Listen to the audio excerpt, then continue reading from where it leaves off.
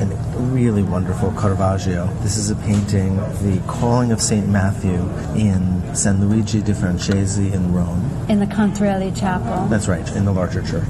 And it's in a chapel with two other paintings by Caravaggio, all about Matthew. So Matthew is one of Christ's disciples. And so which one is he here? It's a little hard to find him here, actually. It's a complicated group of figures here. It's very complicated. I love the subject. Christ is walking in on the right. Which one is Christ? There are two figures on the right. Yeah, I think St. Peter is in front of Christ on the right. He's the sort of heavy, powerful, rough-looking guy. Yeah, with the short cropped hair. And behind him, half obscured, is facing us, is Christ with his arm outstretched. He looks much more noble, younger, more delicate, actually. And there's a kind of delicacy to his gestures that remove him, I think, from the regular world that the other figures seem to occupy as he seems to point over. And Matthew is the one who is pointing to himself in disbelief. He's the older figure with the large beard. With a black hat. Yes, and a dark tunic. And I think, if I remember correctly, the story is that Matthew is a tax collector, and he's sitting with his fellow tax collectors. Christ walks in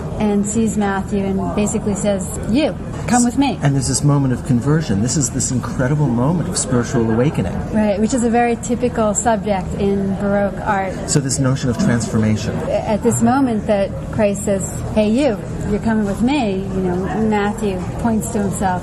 Me? You can't possibly mean me. Right, I'm a tax collector. Well, there's all kinds of negative implications. It's not just that he's working for the IRS, for instance, right? He's a little bit more shady even It's than much the more IRS. shady. I mean, look at the environment they're in. That's so important for Caravaggio. He's not showing Christ in heaven. He's not showing Christ in an elevated, classicized environment. He's in this, what looks like the back room of a tavern, of a bar.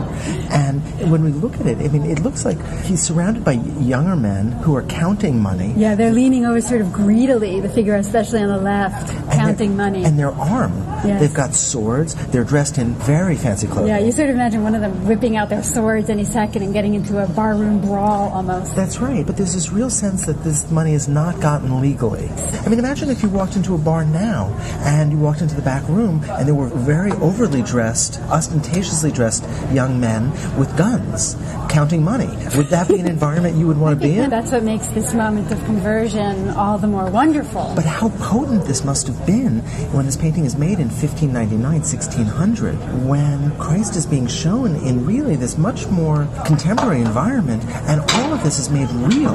Very real. The figures are so removed from the idealized beauty of the high Renaissance. It must have been challenging, a little scary, but really exciting.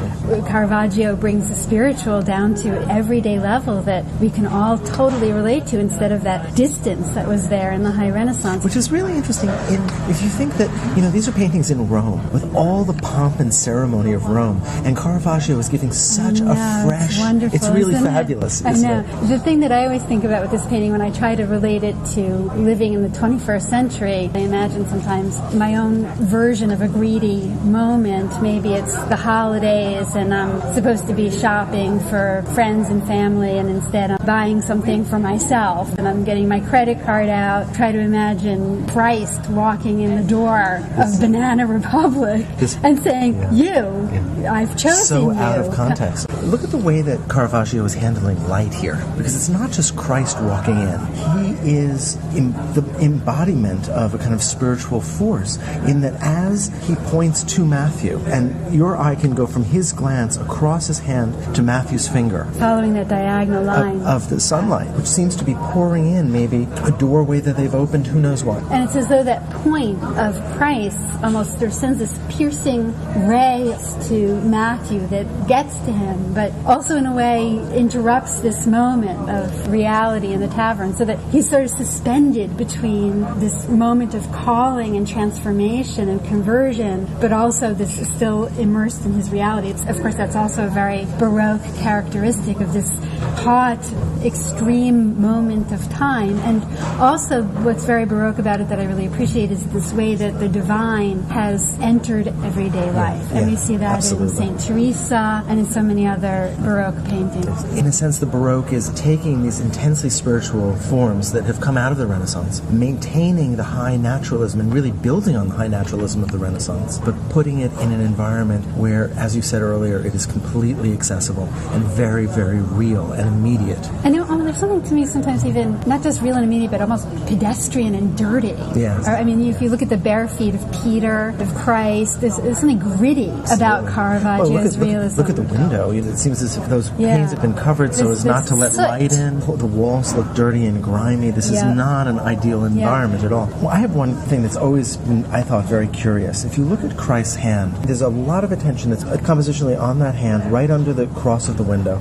And that slight bend of the wrist, it is the hand that Michelangelo had painted, but of Adam. And here, in an interesting kind of reversal. I mean, there has been a tradition, of course, of seeing Christ as the second Adam. That's right. Adam who causes the fall of mankind, and Christ who redeems mankind. And so, in a sense, bookends on this story. And this moment of redemption, personal redemption for Matthew. Just as Adam was created, in a sense, Matthew was recreated.